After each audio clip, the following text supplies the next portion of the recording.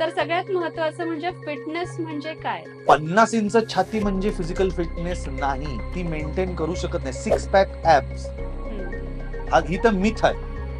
6 pack करण्यासाठी किंवा त्या स्नायूची रेष तू बाहेर ओढून काढलीस आणि त्याच्यासाठी तू जर इंजेक्शन घेणार असशील तर ते एक पदक गळ्यात पडावं याच्यासाठी तू आतल्या सगळ्या ऑर्गन्सची वाट लावून घेतलेली आहे आणि ती लागतेच.